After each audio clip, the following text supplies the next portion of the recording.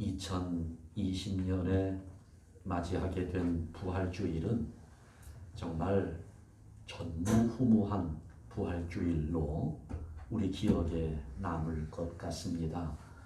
앞으로는 이런 일이 있어서도 안 되고 또 있지도 않을 텐데 부활주일임에도 우리 성도들이 함께 모여서 예배하지 못한다라고 하는 거 너무 안타깝고요. 그러나 부활하신 주님의 능력은 어디에서든지 변함이 없습니다.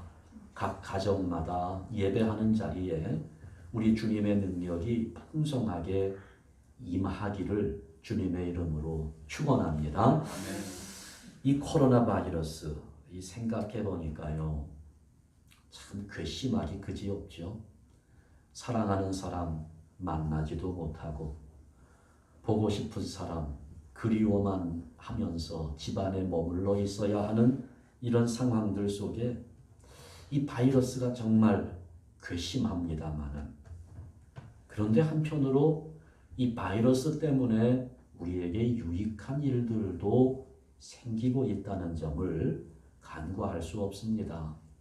요즘 회개하면서 이렇게 지내는 중에 참 많은 생각이 드는데, 그동안 오랜 세월 신앙생활을 해왔다고 하는 우리가 얼마나 타성에 젖어서 형식적으로만 신앙생활을 해왔는지를 절실하게 깨닫게 만들어주는 거지요. 이 바이러스 덕분인 것 같습니다. 이 바이러스가 우리를 이렇게 경계하도록 경고하지 않았다면 우리는 아마 천국 가는 날까지도 형식적인 신앙만 가지고 있다가 예수님께서 우리를 맞이하실 때 환영하면서 맞으시기는커녕 우리 예수님이 우리를 보시면서 불편해하시지 않았을까? 참 걱정이잖아요.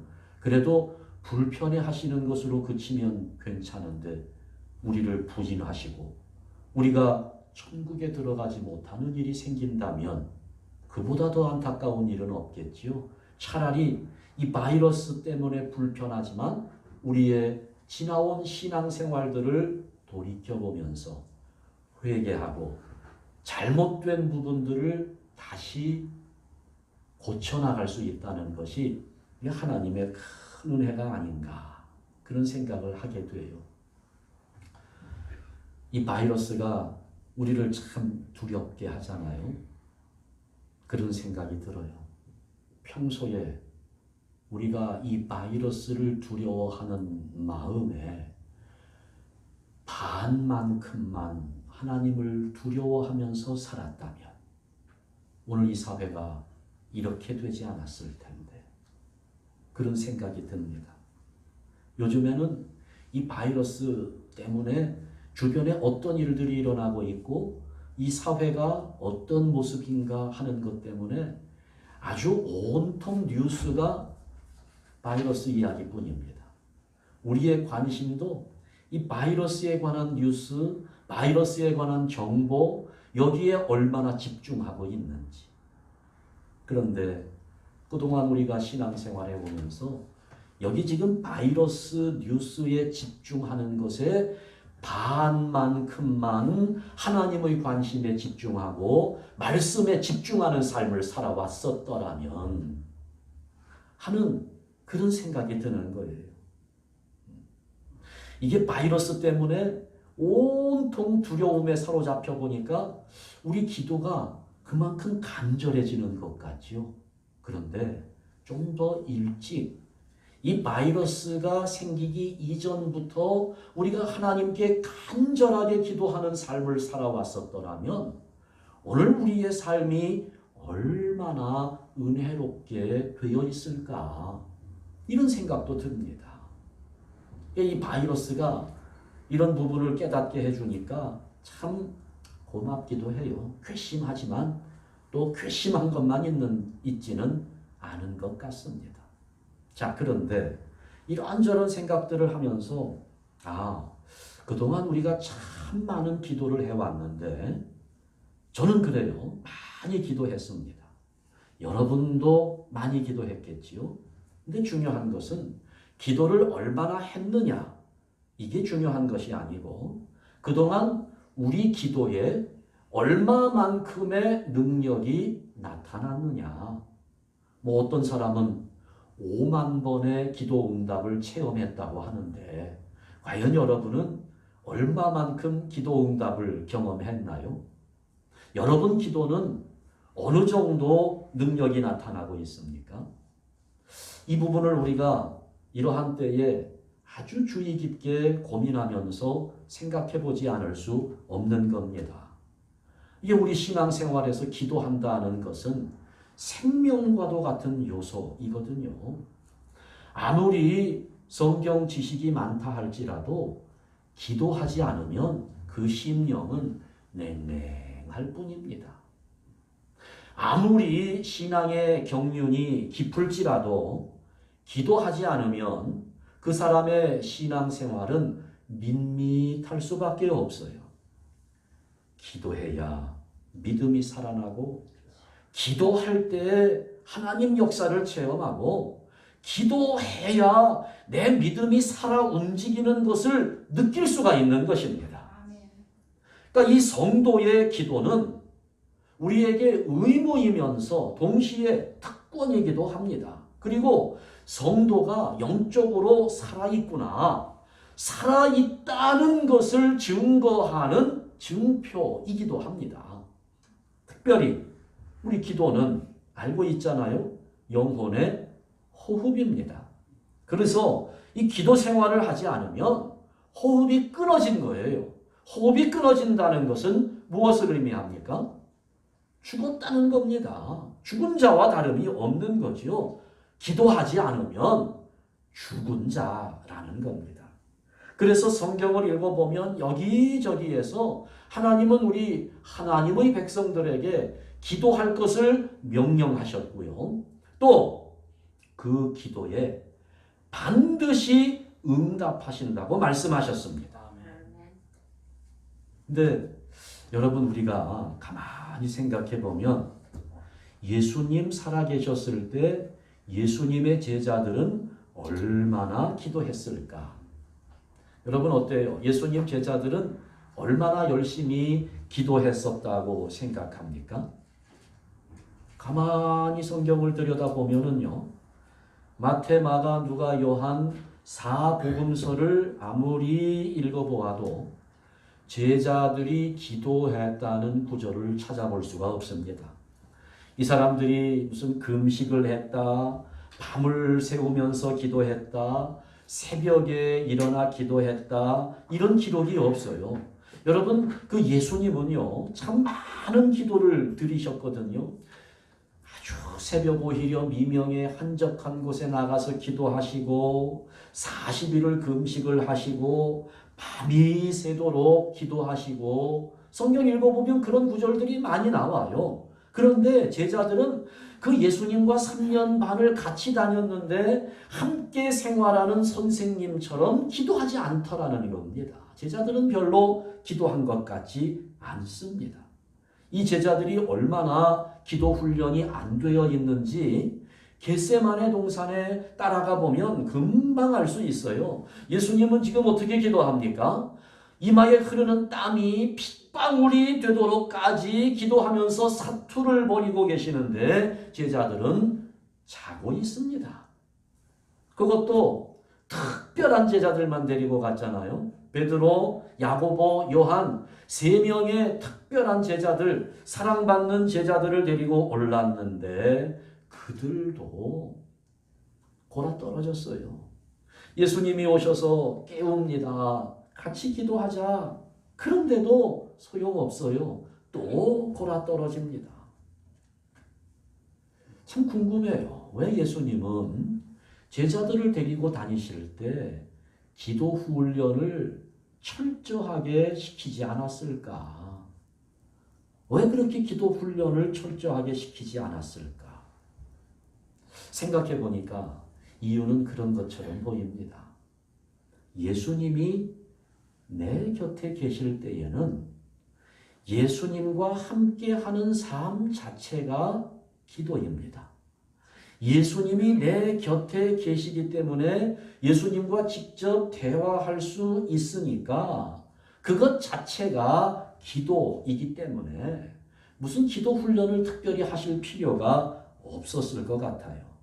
그런데 지금은 상황이 다릅니다. 예수님이 떠나셨어요. 주님이 곁을 떠나셨습니다. 그러니 지금 주님이 내 곁에 계시지 않으니까 제자들은 기도하는 법을 배워야 했습니다. 그러니까 오늘 본문을 보니까 그런 거예요. 오늘 내용이 참 의아스럽습니다. 엠마오로 가던 두 제자, 아마 12제자 가운데 제자들은 아니었던 것 같아요. 그 가룟 유다를 제외한 11명의 제자의 이외에 다른 제자들이라고 보입니다. 12사도는 아니었지만 엠마오로 향하던 두 제자, 예수님이 십자가에 달려 돌아가셨기 때문에 실망한 마음을 갖고 엠마오로 내려가던 두 제자.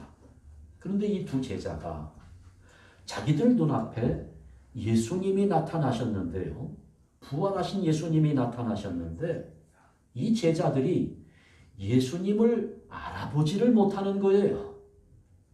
이 참 놀라운 일입니다. 자기들은 지금 엠마오로 가면서 두 사람이 대화를 하는데 그 대화의 중심이 예수님이에요. 예수님이 그동안 무슨 일을 행하셨고 십자가에 달려 돌아가셨고 뭐 이런 예수님에 관한 이야기를 하며 가고 있었으면서도 지금 옆에 찾아오신 예수님을 알아보지 못합니다. 자기들 대화의 주인공이신 예수님이 나타나셔서 너희들 지금 무슨 이야기를 하고 있느냐라고 물어보시는데도 예수님인지를 모르고 있는 거죠. 참으로 묘한 일이 아닐 수 없습니다. 어떻게 알아보지 못할 수 있을까요? 아이 목사님 그거 뻔하지 않습니까? 예수님 부활하실 때 변화된 몸으로 부활하셨으니까 못 알아보는 거 당연하지 않을까요? 이렇게 이야기할 수 있기는 합니다만은 그래도 저는 너무 묘하게 여겨져요. 아무리 그래도 그렇지 말 몇 마디 주고받으면 아하 이분이 주님 아니시냐? 정말 우리 주님 부활하셨구나 하는 확신을 갖는 것이 당연할 것 같은데 이 제자들은 지금 여기에서 예수님을 알아보지 못하고 있어요. 우리는 이 엠마오로 가던 두 제자들에게서 볼 수 있는 게 뭐냐면 이들은 몸은 살아있지만 영은 죽어있는 자들이 아니냐. 기도하는 생활에는 죽어있는 제자들이었다. 예수님을 말하고 있잖아요, 이들이. 자기 두 사람이 대화하는데 예수님을 언급하고 있는데 예수님을 말하고 있지만 예수님과 교통이 되지 않는 사람들입니다. 이 제자들이. 예수님을 너무 사랑했어요. 사랑하고 있습니다. 그래서 예수님을 잊을 수는 없어요. 그들 기억 속에 예수님은 남아있는데 예수님과 아무런 교감이 이루어지지 않는 사람들입니다.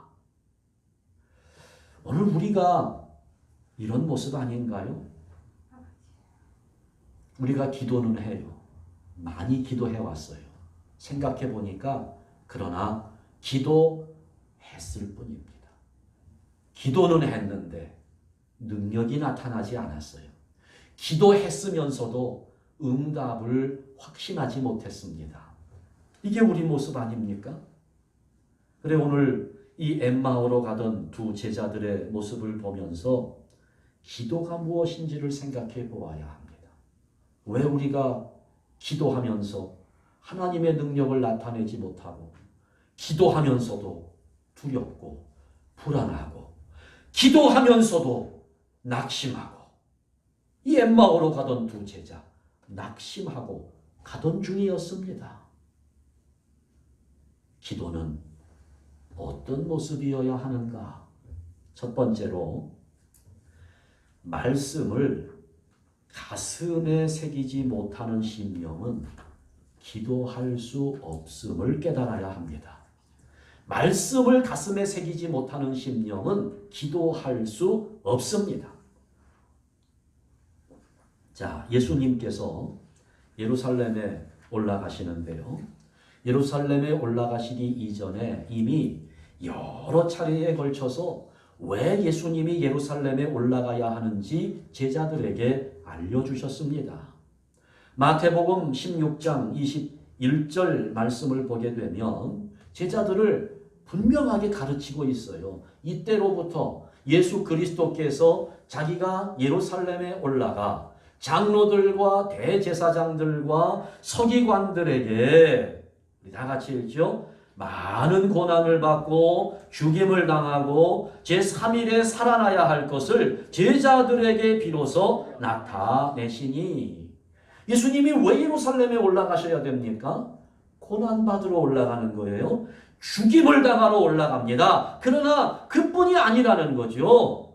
고난당하고 죽임을 당하지만 제3일에 어떻게 한다고요? 다시 살아나야 할 것까지도 다 말씀해 주셨습니다. 이미 예수님은 제자들을 가르치셨어요. 그런데 그 가르침을 받은 이 제자들을 한번 보십시다. 예수님께서 말씀하신 그대로 제3일에 부활하셔서 지금 자기들 곁에 계시는데도 예수님을 알아보지 못하는 거예요. 지금 이들의 신앙의 상태는 어떠한가 하면은요, 돌아가신 예수님은 바라봅니다. 돌아가신 예수님을 그리워합니다. 돌아가신 예수님은 기억하고 있어요. 그러나 부활하신 예수님을 믿지 못합니다. 부활하신 예수님을 마음에 새기지 못하고 있는 거예요. 이들의 믿음은 한마디로 예수님의 죽음에 머물러 있는 겁니다. 왜요? 예수님의 말씀을 믿지 못했기 때문입니다. 그러니 예수님과 대화가 통하지 않아요. 말씀하신 대로 부활하신 예수님과 그 말씀을 믿지 못하는 제자들, 대화가 겉돌 수밖에 없는 거죠. 바로 이것이 이 제자들이 예수님을 알아볼 수 없었던 이유가 되는 것이고, 마찬가지로 오늘 우리들이 기도하면서도 실패하고 낙심하게 되는 요인이 되는 것입니다. 여러분 보세요. 지금 이 상황이 예수님이 부활하셔서 나타나신 건데, 야, 너희들이 지금 무슨 이야기를 하고 있었느냐? 너희들은 도대체 왜 그렇게 슬퍼하느냐? 예수님이 물으셔요. 그랬더니 제자들이 뭐라고 대답합니까? 19절부터 21절 말씀을 보면 이제 예수님께서 물어보시는 그 말씀에 제자들이 대답을 하는데요. 예수님께서 이르시되 무슨 일이냐? 그랬더니 이 제자들이 이르되 나사렛 예수의 일이니 그는 하나님과 모든 백성 앞에서 말과 일에 능하신 선지자이거늘 우리 대제사장들과 관리들이 사형 판결에 넘겨주어 십자가에 못 박았느니라. 우리는 이 사람이 이스라엘을 속량할 자라고 바랐노라 이뿐 아니라 다 같이 이 일이 일어난 지가 사흘째요. 자, 이 제자들이요, 지금 예수님께서 이미 말씀하신 대로 예루살렘에서 이루어졌다는 사실을 확인하고 있어요. 예수님은 왜 예루살렘에 올라가야 한다고 말씀합니까? 고난받아야 되고 죽임을 당할 것이고 그러면 3일에 제3일에 살아나게 될 것이다 말씀하셨어요. 지금 이 제자들은요, 일어난 사건을 이야기하는데 어떻게 됐다는 거예요? 우리 대제사장들과 관리들이 사형 판결에 넘겨주어 십자가에 못 박았느니라 고난과 죽음을 이야기하고 있어요. 예수님 말씀대로 이루어진 거잖아요. 더더군다나 이 일이 일어난 지가 며칠째입니까? 그러면 이 제자들은 무엇을 생각해야 되는 것일까요? 예수님 제3일에 다시 살아나게 될 것이라는 예수님의 말씀을 생각해야 되는데 그렇게 하지를 못하는 거예요. 예수님 하신 말씀을 그대로 자기들이 하고 있으면서 예수님 말씀하신 대로 지금 사흘이라고 하는 것까지 자기의 입으로 말하고 있으면서 지금 부활하신 예수님을 알아보지 못하고 있습니다. 이렇게 답답할 때가 어디 있겠습니까? 정말 답답한 일이에요. 오늘 우리가 기도하는 자리에 앉아서 이런 답답한 모습일 수 있습니다. 예배하는 자리에서 이런 답답한 모습일 수 있어요. 예수님을 다 알아요. 예수님이 어떤 분인가? 예수님이 어떤 일을 하셨는가? 다 알고 있어요. 기도도 유창합니다. 그러나 그러면서도 예수님을 알아보지 못할 수 있다는 거, 이걸 생각해 보아야 합니다. 예수님의 말씀을 머리에는 담아 놓았는데 가슴에 새기지 않았기 때문에 우리도 기도의 자리에서 얼마든지 이럴 수 있다는 거예요. 그냥 기도할 뿐이에요. 그냥 허공에 메아리 치도록 외칠 뿐입니다. 여러분, 우리가 이렇게 설교를 듣고 또 성경을 읽고 하다가 보면 하나님의 약속들을 얼마나 많이 받습니까? 하나님의 약속들이 수도 없이 많이 우리에게 주어지고 있어요. 그러나 막상 우리 삶에 위기가 찾아오고 고통의 순간이 다가오게 되면 그 약속의 말씀들이 온데간데 없이 사라져버립니다. 여러분, 그 약속의 말씀들 기억하지 못하는 경우가 얼마나 많습니까? 아니요. 저는 가만히 생각해 보니까 기억하지 못하는 것이 아니라 기억할 수가 없는 것이고요. 기억을 안 하는 거라고 생각합니다. 그 하나님의 약속이 나에게 얼마만큼 효력이 있는가, 이거 생각해 본 적이 없는 거예요. 정말 그 하나님의 약속이 내 인생 가운데 주어질 것인가 확신하지 못했던 거죠. 내가 약속은 이미 받았는데 그 약속 응답을 믿지 못하는 겁니다. 너무나 답답한 믿음이죠. 얼마나 답답한 믿음인지 몰라요. 요즘 하다못해 아마존에다가 물건을 주문했어요. 여러분 어때요? 여러분 아마존에 물건을 주문해 놓고 결제 다 끝내 놓고 그러면 그 아마존에서 우리 집에 물건을 딜리버리 해줄 것으로 믿습니까? 안 믿습니까? 우리는 아마존보다도 하나님을 더 못 믿는 거예요. 하나님보다 아마존을 더 믿어요. 아마존에서 딜리버리 안 올 거라고 생각하는 사람 별로 없어요. 하나님의 약속 우리가 이미 받았으면 그 하나님의 약속이 우리에게 주어질까요? 안 주어질까요? 여러분, 아마존은요, 배달 실수가 생기기도 해요. 중간에 미싱되는 것도 있습니다. 그러나 우리 분명하게 믿을 건 뭐냐? 하나님의 약속은 미싱되는 일이 없다. 100%라고 하는 사실을 믿으시기 바랍니다. 그런데 얼마나 우리가 답답한 믿음을 보여주고 있습니까? 어떻게 된 게 아마존만큼도 하나님을 못 믿으니 우리의 이런 믿음, 하나님의 약속을 알고 있으면서도 그 하나님의 응답이 나에게 주어질 것이라는 사실을 확신하지 못하고 내 인생에 실현될 것이라고 기대하지 못하는 그런 모습들이 얼마나 많이 있느냐는 것입니다. 참 안타까운 거예요. 여러분 잘 아시는 이야기이겠습니다만은 저도 한번 말씀드린 적이 있는 것 같아요. 영국의 어떤 교회, 참 성령으로 뜨거운 교회입니다. 찬송하고 기도하고. 그런데 어느 날 보니까 그 교회 옆에 나이트 클럽이 들어온 거예요. 그러니까 이 나이트 클럽이 들어와가지고 교회 옆에서 그냥 뭐 사람들이 모여가지고, 그러니까 이 교인들이 참 그것이 속이 상해 하나님께 기도했다는 거죠. 교인들이 간절하게 기도했습니다. 하나님, 저 나이트 클럽, 저 사탄의 모습들 좀 물리쳐 주시옵소서.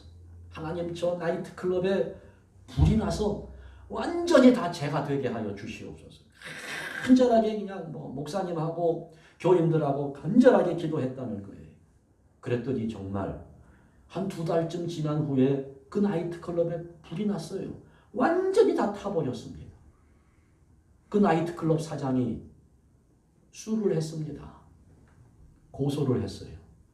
우리가 이렇게 불이 나게 된 원인은 저 교회 때문이다. 그래서 그 교회의 대표자인 목사를 상대로 고소를 하고 재판이 진행되는데 이 나이트클럽 사장은 일관되게 주장하는 것이 저 교회 교인들과 목사가 2달 동안 매일 모여서 하나님 앞에 우리 여기 나이트클럽 불이 나도록 기도했기 때문에 우리 나이트클럽이 불이 났고 우리는 엄청난 손해를 입었다. 그 손해배상을 교회가 책임져야 한다. 거기에 반론을 제기하는 목사님은 그렇게 이야기합니다. 우리가 기도했다고 해서 거기에 불이 났다는 게 말이 된다고 생각하느냐? 그렇게 반론을 하는 거예요. 여러분, 그러면 지금 누가 하나님을 믿습니까? 하나님의 응답에 대해서 누가 확신을 하고 있나요? 하나님을 안 믿는 것 같은데 나이트클럽 사장은 하나님의 응답을 믿고 있어요. 지금까지 엄청난 많은 기도를 드렸는데 그 목사는 하나님의 응답을 부정하고 있습니다. 누가 하나님의 응답을 확신하고 누가 하나님의 응답을 부정하고, 이게 오늘 우리의 모습 아닌가요? 왜 우리 기도의 능력이 나타나지 않습니까? 하나님의 말씀은 듣는 것이 아니라 새겨야 하는 것임을 깨달으시기 바랍니다. 그 하나님의 약속에 내 인생의 모든 것을 맡기는 거예요. 그것이 믿음입니다. 그냥 앉아서 기도한다고 그게 다 기도가 아닌 거예요. 그냥 읊조리는 거죠. 응답을 확신하지 못하는데, 하나님의 약속을 붙잡고 있지 못하는데, 하나님의 약속에 내 인생을 맡기는 것이 그것이 믿음이고, 그렇게 할 때 우리는 나를 위하여 모든 것을 준비해 놓으시고 바로 내 곁에 와 계신 주님을 알아보게 되는 것입니다. 두 번째, 부활을 믿는 믿음을 가져야 살아있는 기도가 된다는 것입니다. 말씀을 믿지 못하는 제자들 답답하잖아요. 예수님께서 이 제자들에게 그렇게 말씀하시는 거예요. 25절, 26절 말씀을 우리 다시 한번 보겠는데요. 다 같이 읽습니다. 이르시되 미련하고 선지자들이 말한 모든 것을 마음에 더디 믿는 자들이요, 그리스도가 이런 고난을 받고 자기의 영광에 들어가야 할 것이 아니냐. 참 예수님이 안타까운 마음으로 이 제자들에게 하시는 말씀이에요. 야, 그리스도가 이런 고난과 죽음을 받게 되지만 그 고난과 죽음의 과정을 통해서 이렇게 영광의 자리에 들어가야 될 것이 아니냐. 고난에서 끝나는 것이 아니라는 거지요. 고난을 넘어서서 하나님의 영광에 들어가야 한다는 것입니다. 무슨 말입니까? 우리의 믿음, 고난과 죽음에 매여 있을 것이 아니라 부활의 영광의 자리에까지 들어가는 믿음이 되어야 할 것이라는 말씀을 주고 있는 거예요. 우리 믿음의 완성이 어디 있냐? 여러분, 십자가 너무 중요합니다. 우리의 죄를 구속하신 예수님의 그 사역, 십자가 제물이 되신 사역 너무나 중요한 거예요. 그러나 거기에 머물러 있을 수 없는 겁니다.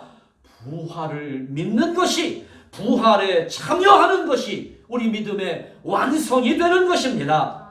부활을 믿어야 예수님이 보이는 거예요. 예수님이 보여야 제대로 기도할 수 있는 겁니다. 그러니 이 부활이야말로 우리 믿음의 핵심 가치가 되는 것입니다. 부활 신앙으로 드리는 기도가 살아있는 기도입니다. 지금 이 엠마오로 가던 두 제자들, 예수님을 보지 못해요. 알아보지 못합니다. 결정적인 결점이 바로 여기 있는 거지요. 부활의 말씀을, 사흘 만에 3일에 부활하게 될 것이라는 예수님의 말씀을 믿지 못했던 겁니다. 이 정도로 끝나는 거 아니에요. 22절 이하의 말씀을 보게 되면 이 제자들은요, 이미 부활의 소식을 들었습니다. 예수님께서 그렇게 부활하게 될 거라는 말씀을 하셨던 것을 들었을 뿐 아니라 예수님 부활하셨다는 사건의 소식도 들었습니다. 여기 보면 22절에 어떤 여자들이 우리를 놀라게 했다. 새벽에 무덤에 가보니까 예수님 시체가 없고 예수님을 살아나셨다고 천사들이 말하는 것을 보았다. 여자들에게 이미 증거를 받았어요. 예수님 살아나셨다는 거죠. 뿐만 아니죠. 그런 소식을 들었을 뿐만 아니라 자기들 제자 중에 두어 사람이 무덤에 가서 확인까지 했다는 거예요. 과연 여자들이 말한 그대로 예수님 시체는 안 보인다. 여자들의 말이 맞다는 겁니다. 이미 확인도 했어요. 그런데도 예수님 부활하셨다는 사실을 믿지 못합니다. 그냥 놀랄 뿐이에요. 우리를 놀라게 했다는 거예요. 놀라기는 했는데 뭐는 못하는 거예요? 믿지는 못하는 겁니다. 놀라기만 했을 뿐이에요. 그러니까 애초부터 정말 부활할 수 있나? 예수님 부활의 말씀을 하실 때에 그냥 귀담아 듣지 않았던 거죠. 그러나 여러분, 부활을 믿지 않는 신앙생활은 취미생활, 여가 활동에 지나지 않습니다. 신앙생활이 아니에요. 부활을 믿지 않으면. 부활을 믿지 않고 기도한다? 그냥 자기 투정일 뿐입니다. 자기 암시에 불과한 거예요. 부활을 믿지 않는다면.